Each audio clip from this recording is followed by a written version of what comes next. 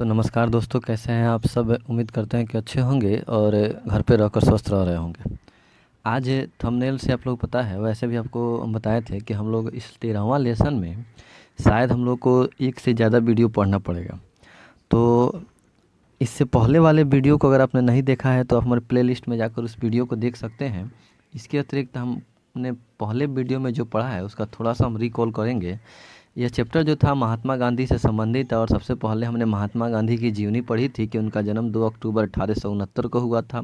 फिर हमने पढ़ा था कि 1888 से 91 तक गांधी जी ब्रिटेन में रहे थे और 93 से 1915 तक गांधी जी दक्षिण अफ्रीका में रहे थे।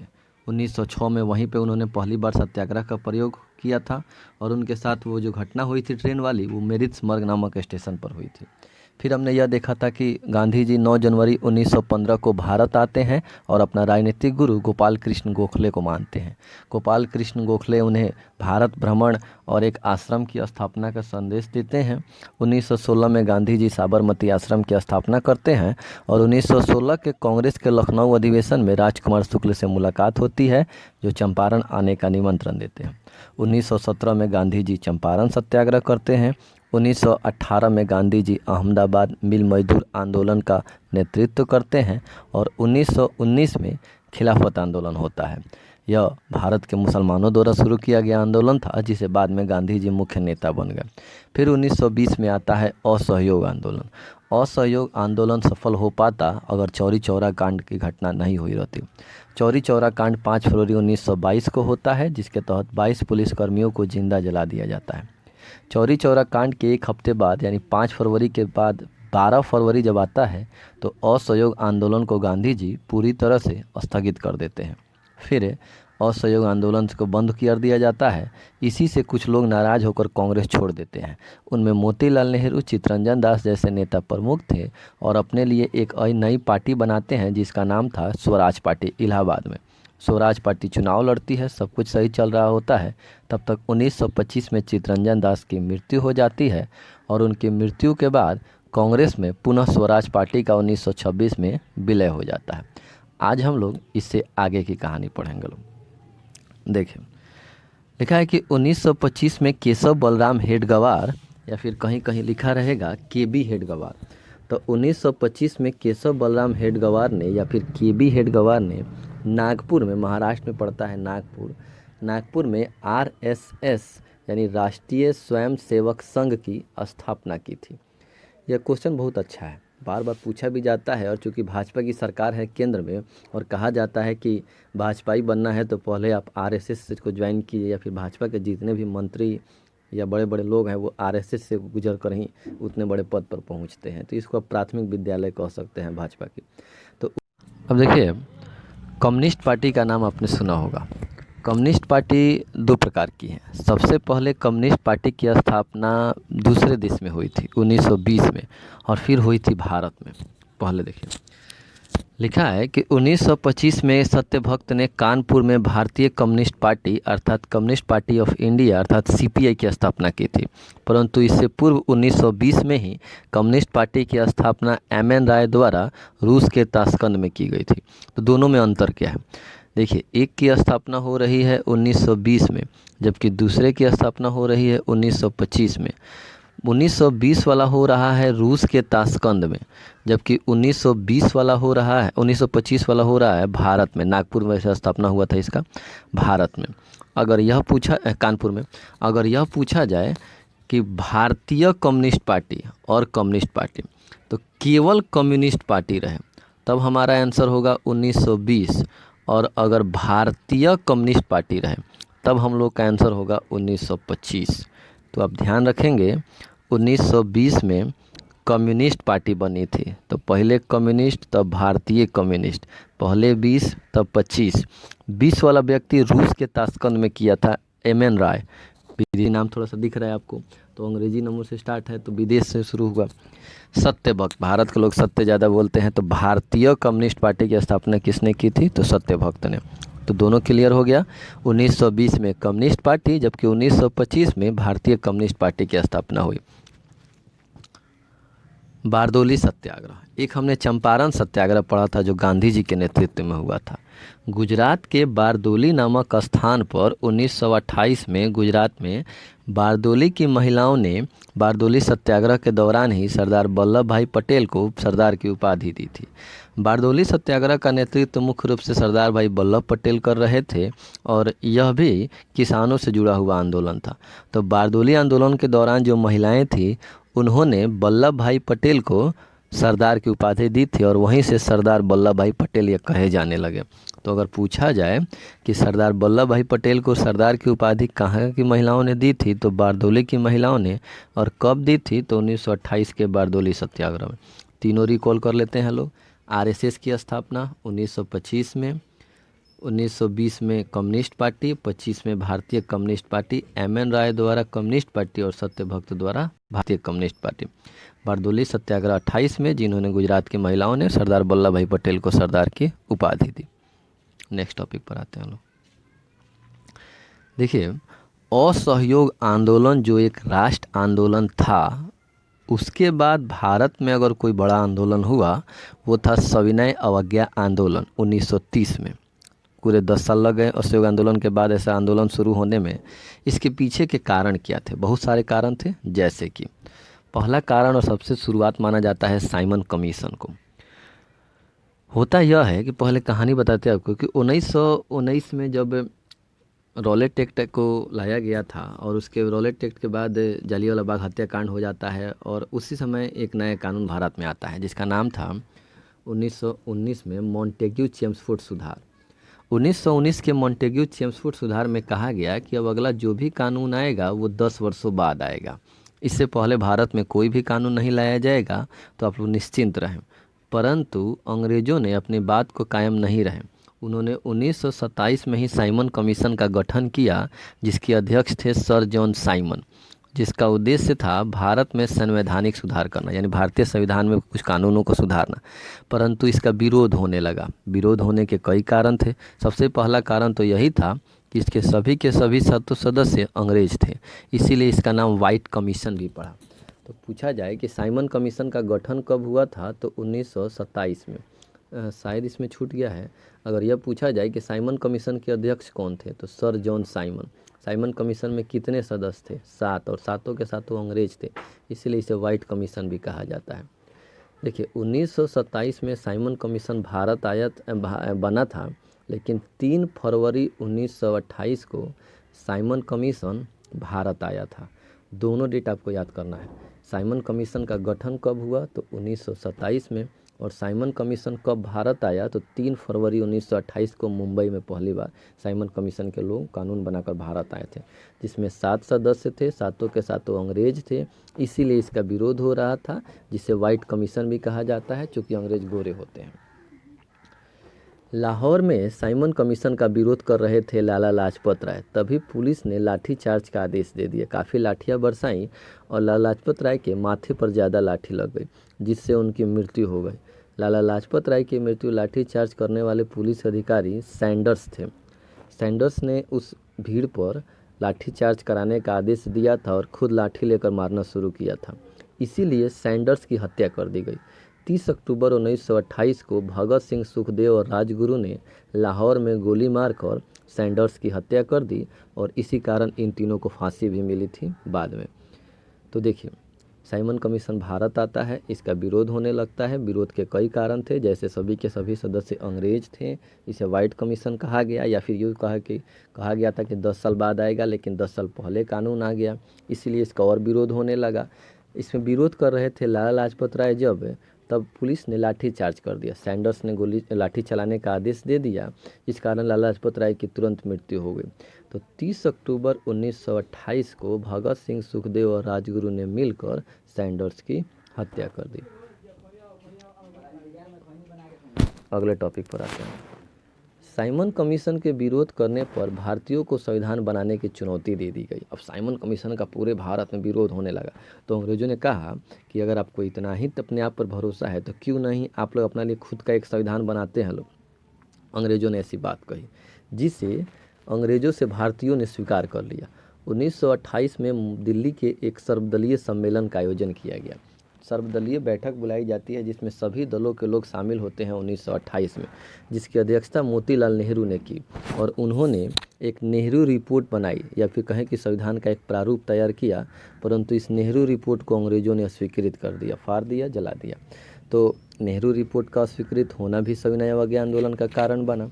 तो कहानी कैसी है? कहानी यह है कि साइमन कमीशन का विरोध करने पर भारत के लोगों को संविधान बनाने की चुनौती दी जाती है, जिसे भारतीय स्वीकार कर लेते हैं और 1928 में दिल्ली में एक सर्वदलीय सम्मेलन बुलाते हैं। सर्वदलीय सम्मेलन की अध्यक्षता मोतीलाल नेहरू किए थे। तो अगर पूछा जाए कि दिल्ली में 1928 सर्वदलीय सम्मेलन की अध्यक्षता कौन किया था, तो मोतीलाल नेहरू। और इसी में तैयार हुई थी नेहरू रिपोर्ट। कब तैयार हुई थी? तो 1928 में, परंतु अंग्रेजों ने इसे अस्वीकृत कर दिया। तो साइमन कमीशन का विरोध होना पहला कारण, और नेहरू रिपोर्ट का स्वीकृत होना सविनय अवज्ञा आंदोलन का दूसरा कारण। अगला टॉपिक, कांग्रेस का हर साल अधिवेशन होता है। उसी तरह दिसंबर में कांग्रेस का अधिवेशन होता है 1929 में लाहौर में। 31 दिसंबर 1929 को पंडित जवाहरलाल नेहरू की अध्यक्षता में लाहौर में हुए कांग्रेस के अधिवेशन में पूर्ण स्वराज की घोषणा की गई। नेहरू जी ने रावी नदी के तट पर तिरंगा फहराया और तभी से घोषणा की कि हर साल 26 जनवरी को और 1930 से स्वतंत्रता दिवस मनाने की घोषणा कर दी, और कहा गया कि हर 26 जनवरी को झंडा फहराया जाएगा। तो देखिए, कांग्रेस का लाहौर अधिवेशन होता है 1929 में रावी नदी के तट पर, जिसमें दो महत्वपूर्ण बातें हैं। पूछा जाता है कि पूर्ण स्वराज की घोषणा कब की गई? 1929 में।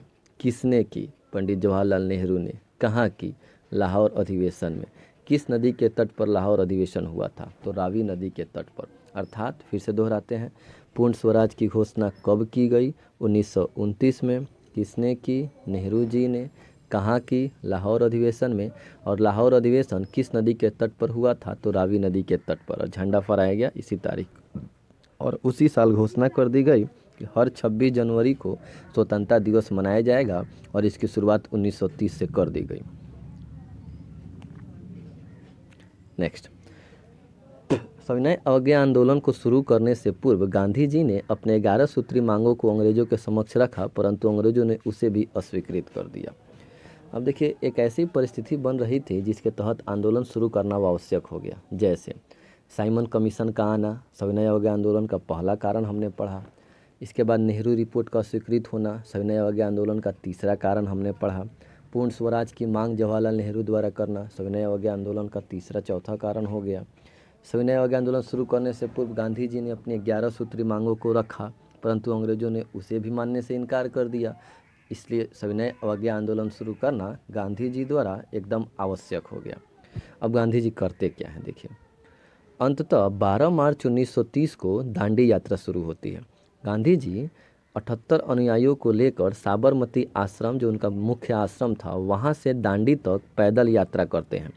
तो अगर पूछा जाए कि दांडी यात्रा की शुरुआत कब हुई थी, तो 12 मार्च 1930 को। कहाँ से हुई थी? तो साबरमती आश्रम से कहाँ तक जाना था? तो दांडी नामक समुद्र के तट तक। गांधी जी के साथ कितने व्यक्ति थे? तो 78 अनुयायी थे। 5 अप्रैल को दांडी नामक समुद्र तट पर वो पहुंच गए थे, और 6 अप्रैल 1930 को गांधी जी ने समुद्र के पानी से नमक बनाया और नमक कानून का उल्लंघन करना शुरू किया, और पूरे देश में सविनय अवज्ञा आंदोलन की शुरुआत कर दी। तो सविनय अवज्ञा आंदोलन शुरू होता है दांडी यात्रा से।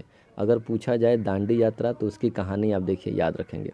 दांडी यात्रा की शुरुआत 12 मार्च 1930 को। कितने अनुयायी थे? 78। कहाँ से कहाँ तक? तो साबरमती आश्रम से दांडी तक। 5 अप्रैल, कुल 24 दिनों में 250 किलोमीटर की यात्रा गांधी जी ने की थी। 5 अप्रैल को वो समुद्र के तट पर पहुँचे, और 6 अप्रैल 1930 को दांडी नामक समुद्र के किनारे से पानी लिया, पानी से नमक बनाया, और नमक कानून, जो नमक पर टैक्स लगाया गया था अंग्रेजों द्वारा, उसका उन्होंने उल्लंघन कर दिया, और 6 अप्रैल 1930 को ही सविनय अवज्ञा आंदोलन की शुरुआत कर दी गई। तो सविनय अवज्ञा आंदोलन की शुरुआत 6 अप्रैल 1930 को होती है गांधी जी द्वारा नमक बनाकर। यह आंदोलन काफ़ी व्यापक रहा। व्यापक क्यों रहा? क्योंकि इस आंदोलन की खासियत यह थी कि उसी तरह अंग्रेज़ों की वकालत करना लोगों ने छोड़ दी, अंग्रेज़ों के कर्मचारी बनकर काम करना छोड़ दिया, स्कूल बच्चे जाने छोड़ दिए, शिक्षकों ने पढ़ाना छोड़ दिया, अंग्रेज़ी वस्तु का बहिष्कार होने लगा, खादी हाथ से बने कपड़े लोग पहनने लगे, विदेशी वस्तु कोई लोग नहीं खरीदता था, उसे जलाया जाने लगा था।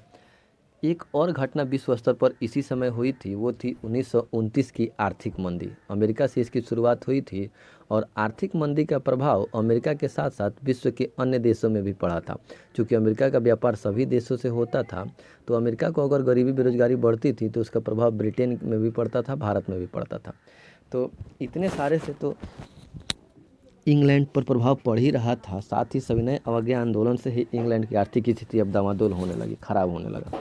और पहला ऐसा मौका आया कि इंग्लैंड को काफ़ी नुकसान झेलना पड़ा, जिसका पहला कारण था सविनय अवज्ञा आंदोलन में भारतीयों का विरोध करना, और दूसरा कारण था ब्रिटेन विश्व में शुरू हुई आर्थिक मंदी जो अमेरिका से शुरू हुई थी। तब इस आंदोलन से हतप्रभ अंग्रेज रह गए, यानी वह अचंभित रह गए, और उन्होंने गांधी जी के समक्ष समझौते का प्रस्ताव रखा। ध्यान दीजिएगा, यह पहला ऐसा मौका था, इससे पहले अंग्रेजों ने कभी भी किसी भी व्यक्ति से किसी भी प्रकार का समझौता नहीं किया था। पहली बार अंग्रेज बैकफुट पर थे और गांधी जी से समझौते का उन्होंने प्रस्ताव रखा। उस समय भारत के गवर्नर थे लॉर्ड इरविन। तो इस आंदोलन से अंग्रेज हतप्रभ हो गए और उन्होंने गांधी इरविन समझौता किया। भारत के तरफ से थे गांधी जी और अंग्रेजों की तरफ से थे उस समय भारत के तत्कालिक गवर्नर इरविन, इसीलिए इसे गांधी इरविन समझौता कहा गया। यह समझौता 5 मार्च 1931 को होता है। भारत के तरफ से गांधी जी और अंग्रेजों की तरफ से लॉर्ड इरविन के बीच यह समझौता दिल्ली में होता है, इसीलिए इसे कभी कभी दिल्ली समझौता भी कहा जाता है, या गांधी इरविन अंग्रेजी में पैक्ट और हिंदी में समझौता भी कहा जाता है। तो गांधी इरविन समझौता कब हुआ था? तो 5 मार्च 1931 को, जिसे दिल्ली समझौता भी कहा जाता है क्योंकि यह समझौता दिल्ली में हुआ था। इस समझौते के तहत गांधी जी को कहा गया कि आप अपनी कुछ शर्तें बताइए और अधिक कुछ शर्तों को हम मान लेते हैं, और अगर ज़्यादा शर्त है तो शर्त को आपको मनवाने के लिए ब्रिटेन में लंदन में गोलमेज सम्मेलन हो रहा है, वहाँ जाकर भाग लेना पड़ेगा और अपनी बातों को वहाँ रखना पड़ेगा। अपनी बात आप बोलिएगा वहाँ पर, अंग्रेज अधिकारी आपकी बातों को समझेंगे और उसको मान लेंगे। यानी सविनय अवज्ञा आंदोलन के तहत गांधी जी को गोलमेज सम्मेलन में भाग लेने के लिए बुलाया गया। गोलमेज सम्मेलन 3 हुए हैं। गोलमेज का मतलब ऐसे मेज होगा और उसके चारों तरफ से व्यक्ति बैठे रहेंगे ऐसे गोल गोल। तो गोलमेज सम्मेलन 3 हुए। प्रथम गोलमेज सम्मेलन, द्वितीय गोलमेज सम्मेलन और तृतीय गोलमेज सम्मेलन।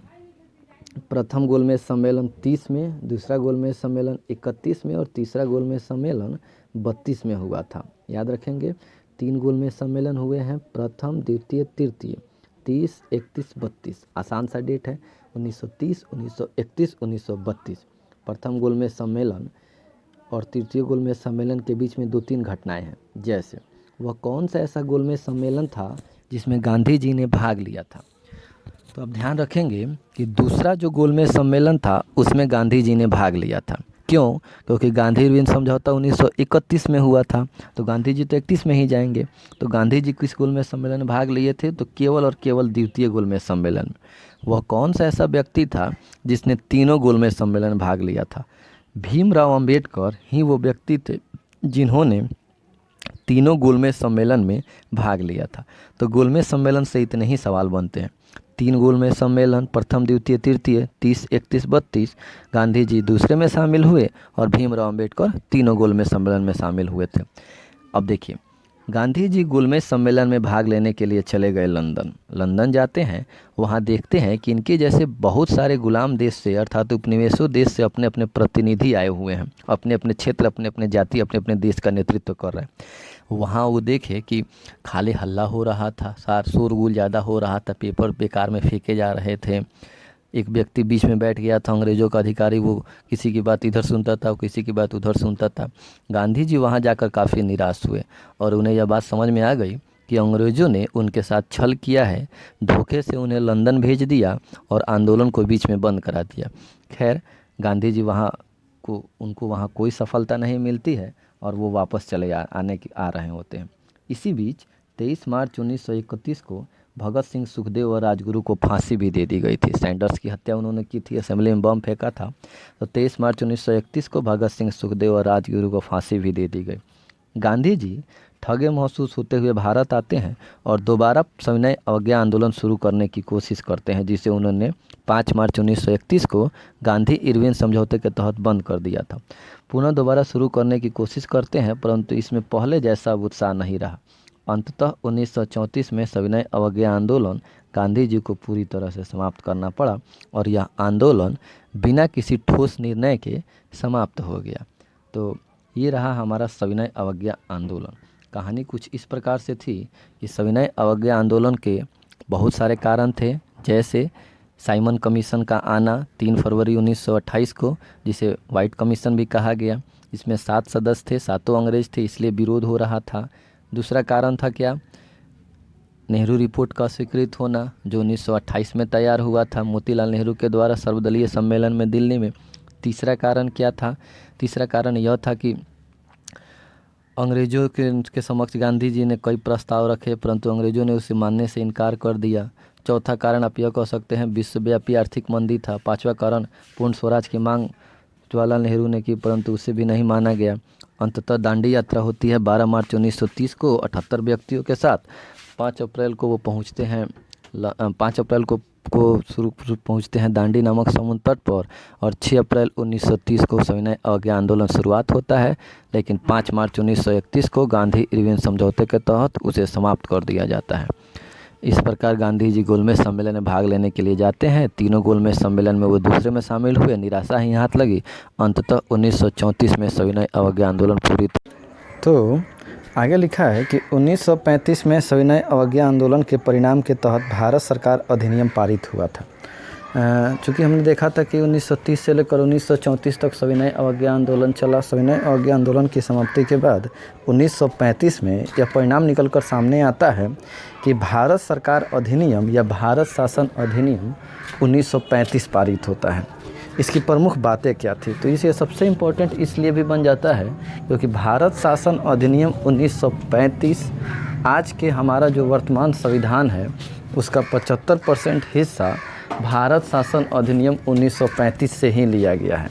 तो इसीलिए ये इम्पोर्टेंट बन जाएगा कि कोई पूछे कि वर्तमान संविधान का 75% हिस्सा किस अधिनियम से लिया गया है, तो वह अधिनियम जो 1935 में पारित हुआ था। लिखा भी हुआ है कि जिसके तहत पूरे चुनाव भारत में चुनाव हुए, कांग्रेस को बहुमत प्राप्त हुआ और वर्तमान संविधान का 75% हिस्सा भारत शासन अधिनियम 1935 से लिया गया। अब देखिए, अब है द्वितीय विश्व युद्ध। प्रथम विश्व युद्ध में हमने पढ़ा था कि इसकी शुरुआत 1914 से 1918 के बीच में हुई थी। द्वितीय विश्व युद्ध की शुरुआत 1 सितंबर 1939 को हुई थी और इसका पतन यानी कि अंत 2 सितंबर 1945 को हुआ था। एक बार और दोहराना चाहेंगे, द्वितीय विश्व युद्ध की शुरुआत 1 सितंबर 1939 को हुई, जबकि अंत 2 सितंबर 1945 को हुआ। इस युद्ध में कुल 61 देशों ने हिस्सा लिया था।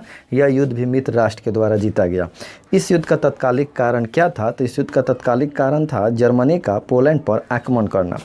लिखा है कि अंग्रेज़ों ने भारत को विश्व युद्ध में शामिल होने का आह्वान कर दिया। जैसे प्रथम विश्व युद्ध में भारत को मतलब यूँ कहे कि अब प्रस्तावना रखा गया कि आप हमारी तरफ से लड़िए, जीत जाइएगा तो प्रथम विश्व युद्ध जीतने के बाद हम आपको स्वतंत्र कर देंगे, परंतु ऐसा कुछ हुआ नहीं। अंग्रेज़ों ने स्वतः अपने मन से भारत को द्वितीय विश्व युद्ध में शामिल होने का आह्वान कर दिया, जिससे दुखी होकर कांग्रेस मंत्रिमंडल ने इस्तीफा दे दिया अंग्रेज सरकार से। इस बात से खुश होकर मुस्लिम लीग ने 22 दिसंबर 1939 को मुक्ति दिवस के रूप में भी मनाया था। तो कभी पूछा जाए कि मुक्ति दिवस मुस्लिम लीग द्वारा कब मनाया गया था, तो 22 दिसंबर 1939 को। अगला टॉपिक यह है कि जैसे हमने याद किया था कि सत्याग्रह आंदोलन चला था एक बार 1906 में गांधी जी के द्वारा और एक बार चला था 1917 में चंपारण सत्याग्रह। गांधी जी ने एक बार व्यक्तिगत सत्याग्रह की भी शुरुआत हुई थी उन्हीं के देखे 1940 में महात्मा गांधी जी ने व्यक्तिगत सत्याग्रह की शुरुआत की थी और इस व्यक्तिगत सत्याग्रह में जो प्रथम सत्याग्रही थे उनका नाम था विनोबा भावे। अब देखिए, 4 अगस्त 1940 को उस समय भारत के वायसराय थे लॉर्ड लिनलिथगो, इन्होंने अगस्त प्रस्ताव पारित किया था और अगस्त प्रस्ताव में यही था कि भारत सरकार ब्रिटेन सरकार की हर संभव मदद करेगी, लेकिन भारत सरकार भी अब समझ चुकी थी कि ब्रिटेन सरकार के मदद करने से कोई फ़ायदा नहीं है, क्योंकि वो हमारे कभी भी साथ नहीं रह सकते हैं। 23 मार्च 1940 को मुस्लिम लीग के द्वारा लाहौर अधिवेशन हुआ। देखिए, जैसे हमने याद किया था कि भारत में हिंदुओं के लिए कहें या फिर भारतीयों के लिए बनी थी भारतीय राष्ट्रीय कांग्रेस, उसी तरह भारत के मुसलमानों ने अपने लिए भी एक पार्टी बनाई थी जिसका नाम था मुस्लिम लीग। इस पार्टी की स्थापना 1906 में ढाका में हुई थी। आगा खां और सलीमुल्लाह खां नामक 2 व्यक्तियों ने की थी। तो हिंदुओं के लिए कांग्रेस बन चुकी थी और मुसलमानों के लिए मुस्लिम लीग बन चुकी थी। तो वहीं 1906 के बाद इसका भी हर साल सम्मेलन हुआ करता था। तो 23 मार्च 1906 को मुस्लिम लीग के द्वारा लाहौर में अधिवेशन होता है और यहीं पर पहली बार मुस्लिम लीग के द्वारा पाकिस्तान की मांग की गई। अगर यह पूछा जाए कि प्रथम बार पाकिस्तान शब्द का प्रयोग किसने किया था, तो चौधरी रहमत अली ने किया था। देखिए, कभी कभी हम कंफ्यूज हो जाते हैं कि पाकिस्तान शब्द का प्रयोग शायद जिन्ना के द्वारा किया होगा, यह कतई नहीं है। पाकिस्तान शब्द का पहली बार प्रयोग चौधरी रहमत अली ने किया था। और अगर यह पूछा जाए कि मुस्लिम लीग द्वारा पाकिस्तान की मांग कब की गई, तो 1940 में की गई थी लाहौर अधिवेशन में। तो यहाँ से आप समझ गए होंगे कि मुस्लिम लीग ने पाकिस्तान की मांग 1940 में की थी और पाकिस्तान शब्द का पहली बार प्रयोग चौधरी रहमत अली ने किया था। कैसे उन्होंने इस बात की घोषणा की, तो देखिए, PAKS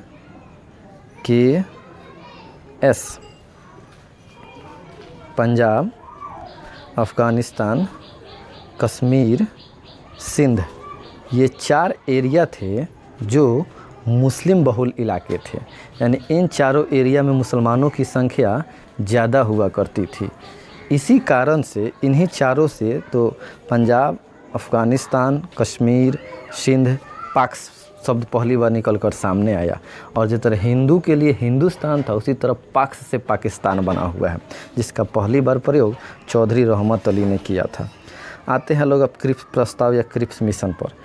देखिए, लिखा है कि मार्च 1942 में क्रिप्स मिशन भारत आया था। जैसे हमने साइमन कमीशन के बारे में पढ़ा था कि जैसे हमने रॉलेट एक्ट पढ़ा था 1919 में, जैसे हमने साइमन कमीशन पढ़ा था 3 फरवरी 1928 को भारत आया था, उसी तरह मार्च 1942 में स्टोफर्ड क्रिप्स के नेतृत्व में क्रिप्स मिशन भारत आया। और इसी क्रिप्स मिशन का विरोध पुनः शुरू किया जाने लगा भारतीयों के द्वारा। जिस तरह साइमन कमीशन के विरोध में सविनय अवज्ञा आंदोलन शुरू हुआ था, उसी तरह क्रिप्स मिशन के विरोध में 8 अगस्त 1942 को महात्मा गांधी ने भारत छोड़ो आंदोलन का प्रस्ताव पेश किया। तो अगर पूछा जाए कि भारत छोड़ो आंदोलन का प्रस्ताव किसने पेश किया था, तो महात्मा गांधी ने 8 अगस्त 1942 को, और उन्हीं के द्वारा नारा दिया गया, अंग्रेजों भारत छोड़ो और करो या मरो। तो अगर पूछा जाए आपसे कि अंग्रेजों भारत छोड़ो का नारा किसने दिया था, तो महात्मा गांधी ने, या करो या मरो का नारा किसने दिया था, तो महात्मा गांधी ने। डू एंड डाई, करो या मरो, या तो आप देश को आज़ाद कराइए या देश के लिए अपनी जान दे दीजिए। यह बात गांधी जी द्वारा शुरू किए गए अंतिम राष्ट्रीय आंदोलन अर्थात भारत छोड़ो आंदोलन में दी गई थी। तो गांधी जी ने 3 राष्ट्रीय आंदोलन किए हैं। एक असहयोग आंदोलन 1920 में 22 तक चला था, 12 फरवरी को बंद हो गया। एक सविनय अवज्ञा आंदोलन 1930 में, और एक भारत छोड़ो आंदोलन 1942 में। भारत छोड़ो आंदोलन के तहत ये सारी बातें हो रही थी। 7 अगस्त को गांधी जी ने नारा दिया, 8 अगस्त को भारत छोड़ो आंदोलन शुरू होता है, और 8 अगस्त के सुबह यानी अगले 9 अगस्त को इन सभी को उठाकर जेल में डाल दिया जाता है। लेकिन गांधी जी ने पहले ही कह दिया था कि यह आंदोलन एक राष्ट्र आंदोलन है और इसमें सभी लोग जब तक भारत आज़ाद नहीं हो जाता है तब तक आज़ादी की लड़ाई लड़ते रहेंगे। इधर मुस्लिम लीग ने भी नारा दे दिया था अंग्रेज़ों के लिए कि बांटो और भागो। बांटो और भागो का मतलब आप भारत को 2 भागों में बांट दीजिए, हिंदुओं के लिए हिंदुस्तान और मुसलमानों के लिए पाकिस्तान दे दीजिए और अंग्रेज़ छोड़कर भाग जाइए। क्योंकि उन्होंने करो या मरो का नारा दिया था, अंग्रेज़ों भारत छोड़ो का नारा दिया था, इसीलिए इसी से मिलता जुलता बांटो और भागो का नारा मुस्लिम लीग ने दिया 1943 में। उस समय इंग्लैंड के प्रधानमंत्री जो विंस्टन चर्चिल थे, उनके जगह पर एक नया व्यक्ति प्रधानमंत्री बनता है जिसका नाम था क्लीमेंट एटली, और भारत के आज़ादी तक यही व्यक्ति प्रधानमंत्री बना रहता है। सरकार में जब चुनाव हो रहा था तो उस समय इसने घोषणा भी की थी कि अगर मेरी सरकार आती है तो हम भारत को स्वतंत्र कर देंगे। खैर, उसी के तहत काम भी हुए। भारत के स्वतंत्रता की लड़ाई अब अंतिम दौर में चल रही थी। 29 मार्च 1946 को कैबिनेट मिशन योजना भारत आता है। देखिए, एक क्रिप्स मिशन भारत आया था 1942 में, जिसका विरोध हुआ, भारत छोड़ो आंदोलन चला। क्रिप्स मिशन को फ्लॉप माना दिया गया। क्रिप्स मिशन एक लॉलीपॉप की तरह आया था कि आप लोग फिर हमारी बातों को मानिए और भारत अंग्रेज़ की तरफ से जाकर लड़ने चला जाए। लेकिन भारतीयों ने यह गलती दोबारा नहीं की और उन्होंने अपने पिछली गलतियों से सबक लेकर क्रिप्स मिशन को पूरी तरह से अवहेलना कर दिया। फिर आता है 1946 में कैबिनेट मिशन योजना। इस मिशन ने पाकिस्तान को मांग को अस्वीकार कर दिया। इससे पहले हमने पढ़ा था कि मुसलमानों ने अपने लिए पाकिस्तान की मांग कर ली थी मुस्लिम लीग के द्वारा, तो मुस्लिम लीग ने जो पाकिस्तान की मांग की थी उसकी मांग को कैबिनेट मिशन योजना ने पूरी तरह से निरस्त कर दिया। अर्थात कैबिनेट मिशन योजना जो 1946 में आई थी उसने कह दिया कि भारत को स्वतंत्र तो किया जाएगा लेकिन भारत का बंटवारा नहीं होगा। तब जाकर मुस्लिम लीग गुस्सा हो गई और उसने 16 अगस्त 1946 को मुस्लिम लीग द्वारा प्रत्यक्ष कार्यवाही दिवस या डायरेक्ट एक्शन डे मनाया गया। अगर यह पूछा जाए कि डायरेक्ट एक्शन डे या प्रत्यक्ष कार्यवाही दिवस किसके द्वारा मनाया गया था, तो मुस्लिम लीग के द्वारा। और आप डेट के साथ याद रखेंगे 16 अगस्त 1946 को प्रत्यक्ष कार्यवाही दिवस या डायरेक्ट एक्शन डे मनाया गया। और इसी दिन नारा दिया गया लड़कर लेंगे पाकिस्तान। देखिए बहुत बड़ा नारा है, लड़कर लेंगे पाकिस्तान। इसका मतलब मुस्लिम लीग ने यह सोच लिया था कि या तो हमको पाकिस्तान बना कर दीजिए और नहीं तो हम लड़कर किसी भी कीमत पर पाकिस्तान लेकर ही रहेंगे। लेकिन कैबिनेट मिशन योजना ने तो कह दिया था कि भारत का बंटवारा नहीं होगा, इसलिए यह नारा दिया गया। खैर, कैबिनेट मिशन योजना भारत आती है, चुनाव होते हैं, सरकार का गठन होता है, 389 सदस्य जीतते हैं जिसमें कांग्रेस मुस्लिम लीग सब थे। इनका काम था संविधान बनाना ताकि भारत को आज़ादी दिया जा रहा है उससे पहले एक अच्छा सा संविधान बनकर तैयार हो जाए। 3 जून 1947 को माउंटबेटन योजना प्रस्तुत की गई ब्रिटेन की संसद में। माउंटबेटन योजना क्या है? देखिए, उस समय भारत के तत्कालीन गवर्नर का नाम था लॉर्ड माउंटबेटन, जो भारत के अंतिम गवर्नर जनरल थे। तो लॉर्ड माउंटबेटन के द्वारा उन्हीं के देखरेख में ब्रिटेन की संसद में 3 जून 1947 को माउंटबेटन योजना प्रस्तुत होती है, जो 18 जुलाई 1947 को भारतीय स्वतंत्रता अधिनियम के तहत ब्रिटिश संसद में पारित हो गया। तो माउंटबेटन योजना या भारतीय स्वतंत्रता अधिनियम कब प्रस्तुत हुआ था? तो 3 जून 1947 को। और कब पारित हुआ? तो 18 जुलाई 1947 को। कंठस्थ याद रखेंगे कि माउंटबेटन योजना 3 जून 1947 को प्रस्तुत हुआ था और 18 जुलाई 1947 को पारित हो गया ब्रिटेन की संसद में।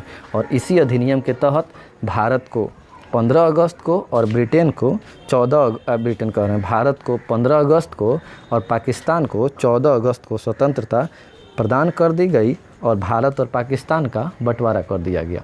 तो भारत और पाकिस्तान का बंटवारा किस अधिनियम के तहत हुआ? तो माउंटबेटन योजना या भारत स्वतंत्रता अधिनियम के तहत भारत और पाकिस्तान को 2 अलग अलग भागों में बांट दिया गया।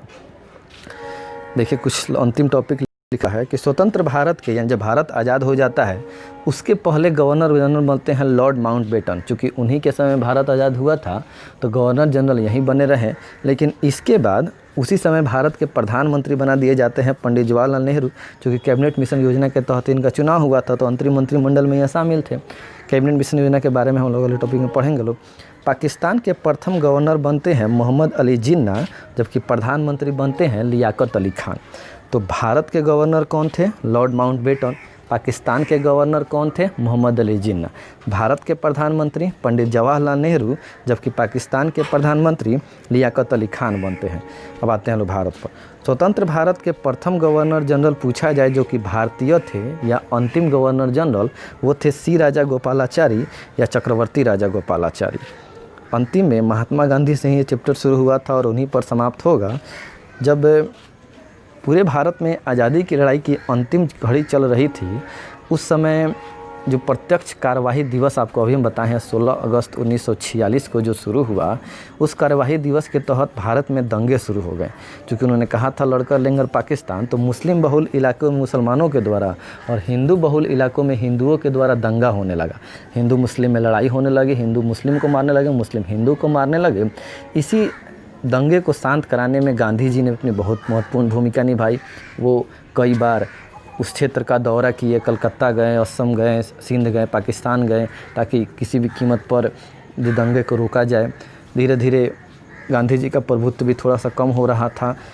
अंततः 30 जनवरी 1948 को महात्मा गांधी जी की हत्या हो जाती है दिल्ली में। नाथूराम गोडसे नाम का व्यक्ति उन्हें गोली मारकर उनकी हत्या कर देता है। तो अगर पूछा जाए कि गांधी जी की मृत्यु कब हुई थी या हत्या कब हुई थी, तो 30 जनवरी 1948 को गांधी जी की मृत्यु या हत्या हुई थी। दिल्ली में नाथूराम गोडसे ने इनकी हत्या की थी। चूँकि इनकी हत्या 30 जनवरी को हुई थी, इसीलिए इसी दिन मनाया जाता है शहीद दिवस। तो शहीद दिवस मनाया जाता है। दिवस थोड़ा आपको रिपीट कराएंगे। 2 अक्टूबर को मनाया जाता है अंतर्राष्ट्रीय अहिंसा दिवस। 9 जनवरी को भारत आए थे तो प्रवासी भारतीय दिवस, और 30 जनवरी को मृत्यु हुई थी तो शहीद दिवस। तीनों हो गया हमारे ख्याल से। अब देखिए, थोड़ी सी कहानी आपको यह भी जाननी पड़ेगी कि भारत की आज़ादी में आप शुरू से देखते आ रहे हैं कि इस चैप्टर की शुरुआत से लेकर अंत तक सारी कहानी महात्मा गांधी के ही इर्द गिर्द घूमती रही।